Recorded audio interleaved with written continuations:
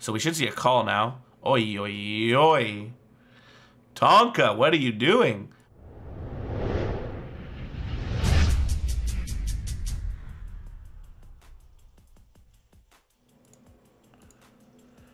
You could open, but you could also just fold. We're 7-handed, right? Which is, you know, significantly different than 9-handed. 9-6 suited under the gun is also a lot stronger than it was previously.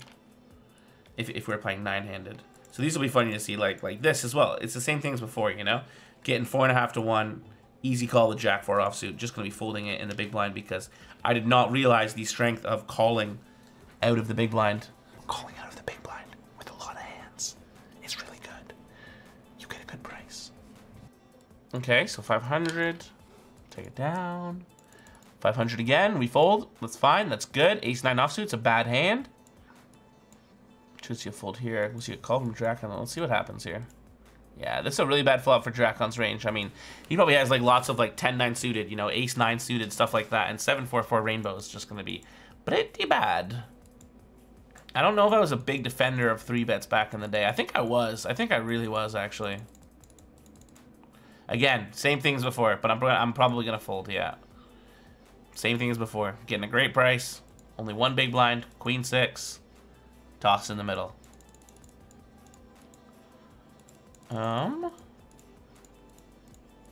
Even back then, I knew the power of 9-8 suited.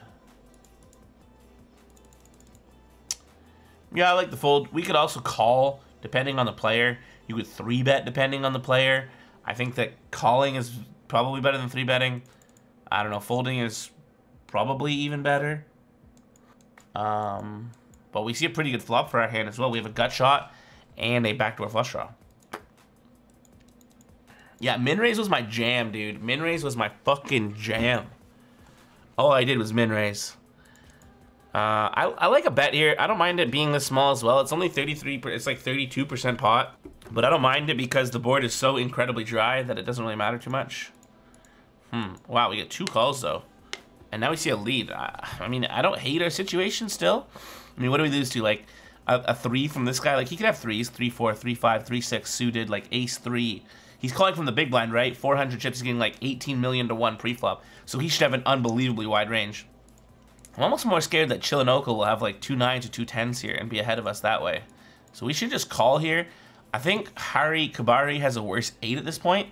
You can't imagine that he bets 1600 with a 3 on the turn here and then doesn't pump it hard on the river. I mean, there's 12k in there. How does he not make it like 5k with a 3? You know, he's probably just got like, you know, Jack 8 or Queen 8 or something like that. Okay, so this is concerning. What does he represent though? Like deuces full, quad 3s, king 8 suited. Pretty confusing, to be honest. And I mean, I might want to find a call here, but I also don't really see what bluffs he has. Like, I mean, I guess it's 5k and this much. We're getting a great price. It's such a bad spot for him to bluff. And I do fold. He doesn't show. But he just doesn't have very many value hands. He calls flop. He could have kings, I guess. Could slow played kings.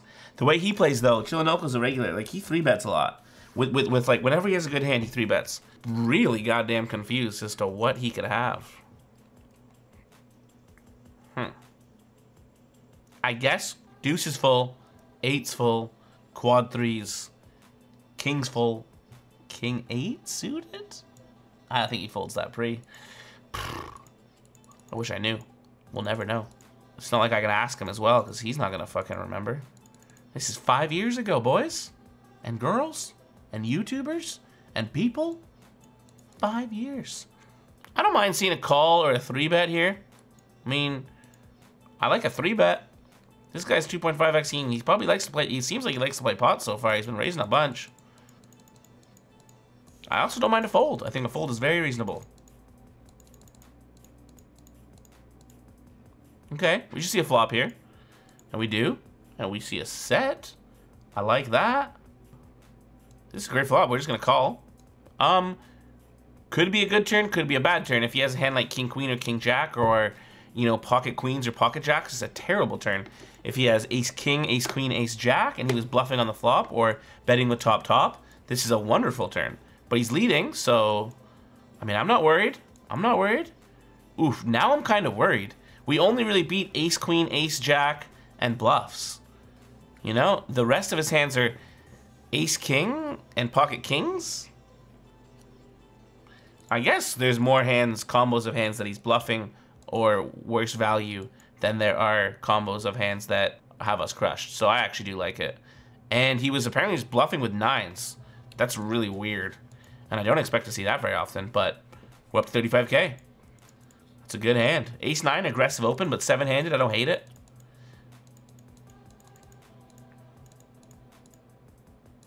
All right, a pretty looking hand here. Okay, so this is gonna be one of the 3-bets that I'm not going to enjoy. I don't really know what we're trying to accomplish with this 3-bet. We're just like, oh, he raised, I have a pretty hand, I raise. I re-raise, you know? Because like 2250 doesn't take it down pre-flop much. I guess the only logic for 3-betting ace jack suited here, which wasn't my logic at the time, but the only logic that I can think of for 3-betting ace jack suited here is like, we probably have his range like beaten. He probably calls 1250 a lot, so we're putting 1250 chips in ahead. But that's more of like a cash game logic than a tournament logic, because your chips are more valuable than your stack in a cash game, right? Because you can just rebuy in a cash game. Whereas tournament chips are more valuable because of your tournament life and the ICM behind your chips at like every stage in a tournament. But yeah, if we're gonna 3-bet here, it should be like 26 or 2700. Like, charge him a little bit. Also, when it's so small, he literally calls with everything. So he calls with like 8-5 suited, like queen 10 offsuit. And if he's calling with like everything, it's probably not super great for us. But he re-raises to a very awkward size, basically a click back. So we should see a call now. Oi, oi, oi. Tonka, what are you doing? Maybe I have a read on Ruben, and maybe he's super aggressive, you know? Or maybe he just has 2 kings and we bink him. Yeah, okay. Honestly, guys, I swear to goodness, I do not remember this hand. That was a guess. But it's pretty obvious to me that he probably has a good hand here. And that some, like, idiot $30 average buy-in reg named Tonka is just 4-bet calling it, or 3-bet, 5-bet shoving with ace jack suited in a spot where 2016 Tonka would always just call the raise. And if I was 3-betting here, I'd make it 3x, and it would be with the intention for when he 4-bet shoves to call, because I think that people can 4-bet shove here. If I make it 3K here, then he has to put 2K more in, and he's got 11K behind, so it makes a lot more sense for him to 4-bet shove hands like ace-8 suited, whereas if I make it 2250, it makes a lot more sense for him to call, because he's getting such an insanely good price that he should just call. So yeah, I think that this is not a good play. I do not like it, but it's a good outcome. It's a little 3 Outerino cappuccino. So not bad there, not bad there. So we are have up to 51K. We are have up to 51K, so not bad. 100 big blinds. But yeah, definitely just can't stress it enough like how bad this is. 3-betting, 5-betting here, like he's never 4-betting. I mean, he in 2012 poker, so this is another thing that we can talk about, how the meta has changed from 2012 poker to 2016 poker. 2012 poker was a lot more 4-bet bluffy than today's game. In today's game, people would just like call this 3-bet like all the time. You're getting such a good price. Go post flop, try to outplay your opponent. In 2012, everybody was very clicky, you know, and by clicky I mean making it 3600 here with a bluff like ace-4 offsuit. So maybe that's what I was thinking, and I was just thinking to try to pick up the chips now, but I clearly did not do that because he had 2 kings. And I think Ruben's pretty good, so I wouldn't expect to see worse than 2 kings there, or worse than like 2 jacks there. 2 jacks, ace queen. Basically, I don't expect to see a worse hand than ace jack, and that makes my play pretty bad. Okay, what do? We see a min raise, we see a 2.5x 3-bet, both from early position, both from reasonable stacks. I mean, Draco doesn't have that many chips. He's got 30 blinds, and this dude has about 57 blinds. So that's pretty deep. I don't know if I want to get 57 blinds in here. I mean, 2012 Tonka definitely wanted to get 57 blinds in here. But I feel kind of bad about 4-bet calling off versus both of them, to be honest. Because, I mean, if he gets in jacks, ace, king, then we're doing okay. Then we're definitely doing fine. But I don't know. Maybe he doesn't. But I think he probably does. I like a call here. I don't hate it at all. I think in today's game, I would probably just call here. I think I would just call here because you end up going 3 ways in position with queens, which is like pretty okay.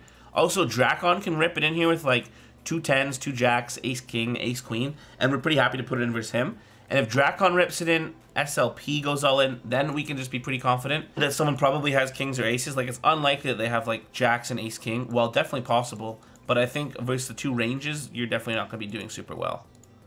All right, so I hope to see a fold here. Okay, and we do. And beautiful. I like the way we played that hand. I'm on board. I honestly thought I'd be playing a little bit worse than this. I mean, there's lots of time to come. We're 140 hands of 745 hands in. So there is a ridiculous amount of time to come where we play poorly. But yeah. I mean, we would have basically broken even on the hand because we would have won the side pot against SLP. But I mean, results aside, I think it's definitely a good fold. I really like the way we played that hand. See a raise and take it. Probably see another raise. Oh, I would raise this for sure. We got tons of blinds. All right, another ace jack suit in the big blind. Should see a call here, and we do. Nut flush draw. He checks it back. I like a check again. I like a lead. I don't really mind. I think it's pretty player dependent. If you think he's gonna check back and bet the turn a lot with like a medium strength hand, like a 10 or 9s or ace king or ace jack or something like that, if he's gonna check that, then I like a check raise on the turn. But we just opt to call, and we do not get there. And he bets, and we're gonna fold. Seems about right. I don't hate this line either. I think the calling on the turn is definitely fine. He probably has a lot of king, queen, and ace, queen, so that's not especially great for us. But I still think that a check raise and a big bet on the river like is going to win whether we get there or not. Hello, aces. Hello, aces. So this is my default 3-bet sizing in 2012, 2.5x. In the current day, I would probably make it like 35, 3600 here, a full 3x when we're over 50 big blinds deep versus a reg here. We are definitely going to continuation bet on this board. I like the barrel. I'm not really, if he were to check raise all in here, I definitely think he can have enough like flush draws and just like king of spades, like king queen with the king of spades or something. I don't think he always has to have boats or flushes. And when he does have a flush, then you know, we have 10 outs to boat up on him. He could also have a smaller set by doing this. I think he check raise a set on the flop a lot though, so maybe not so many sets. I don't hate going all in here. I think it's probably best because I don't really think we're going to fold any rivers other than a spade, and let's charge him if he has a spade flush draw now and get it in. Holy smokes. He just has ace queen. He's drawing dead on the turn. But that's what I mean. He could easily be like check shoving with like an ace with a spade. I don't know, maybe, I guess he just put me on a flush draw, but I should have so many better hands than ace queen there. Whew. That is a bad play by the boy. But up to 78,000. Raise queen 10 and take it. Ooh. Ooh, it hurts. It hurts to watch 2012 Tonka fold the Jack 9 suited. UTG +1 8-handed with all these chips. It does hurt indeed. It just gets it folded around to the big blind as well. Like, this is a tight table, man. You should be capitalizing on that. Going for it. You know, pumping it. Alright, boring, boring, boring. Gonna raise this, I would assume. And we do, and we get it through. So this is a tight table. We should be raising, man. If this was today's game, and I had this stack size and like I had a relatively tight table, I'd be raising the 7-4 suited as well. I just think that with our stack size, you can just open it up and go for it. I'd also like to see at least an overcall here and maybe like a 3x. I think a 3x is probably the best. Make it 2,400. He's limping off of 13,800 under the gun, so not a big stack. He might be limp raising a good hand, but generally El Zorro 500, a name like that, is going to be some form of recreational player. So I think that for the most part, this should be like an isolation. I don't hate the fold though. It's not the end of the world for sure. I wonder if we get to see what he has. Now he just folds. So like clearly he wasn't trapping, unless he was trapping with ace king. That's the only hand that he could be trapping with there. Should see a raise here on the button. No. So, definitely a mistake. We can raise super, super, super high, or super wide here, rather. So yeah, we should definitely be raising it up on this button with the queen 8. Queen 10? Okay, fold. Blinds into 501k now. Seems to be going kind of quick. Maybe it was a swifter structure back in the day. I don't think so. 8K here. I wouldn't hate to see a call depending on how he plays. Like, if he's an aggressive player, if I know he's going to be shoving a hand like 9-7 suited under the gun for 8 big blinds, which is a profitable shove. I think in his spot, he should probably be shoving like 9-7 suited, you know, 10-7 suited, ace-X suited, ace-5 offsuit, ace-7 offsuit. Ace-6, ace-deuce, ace-3, ace-4 offsuit should be a fold. Any Broadway. With 8 blinds, you just need to, you need to get it in there. Yeah, and I don't hate this call at all with the king-9 suited. I think it's quite good. Dependent on how he plays. If he's a super nit and you know he's just going to be super tight here, then it is not a good play and we should fold. But I don't hate it. You got great equity even versus ace, queen, ace, jack, pocket 10s, pocket 9s. Oh, pocket 10s, pocket 9s have pretty good equity versus you. Pocket 8s, pocket 7s. Any pair, obviously, under the gun with 8 blinds. So, yeah, I don't think this is a bad call by any means. Club? Oh. Honestly, guys, like I said, 5 years ago, I remember a few major hands from the later stages of the tournament, like final 3 tables. I can remember a few hands. But for the most part, I genuinely do not remember like that much of this tournament. Like, I can't remember if we played this 9-10 suited. He's raising off 22 big blinds, so I would like to see a fold here, but a call wouldn't be the end of the world. If he had like 30 plus big blinds, I think that a call or a 3-bet is mandatory. I think it's, I mean, depending on the player. If he's a super tight player, then it should be a fold as well. Raising the ace-jack seems good. Take it down. Boring. Also seems like a good raise. Also take it down. Also boring. Come on, Parker. What the fuck, man? Why you raising? Why you not raising Jack 9 suited, man? What the fuck? Unbelievable. Jack 9 suited. That's like almost as good as King Queen. But you raised King Queen. Unbelievable. All right, raise with the ace 5 in the cutoff. Seems good.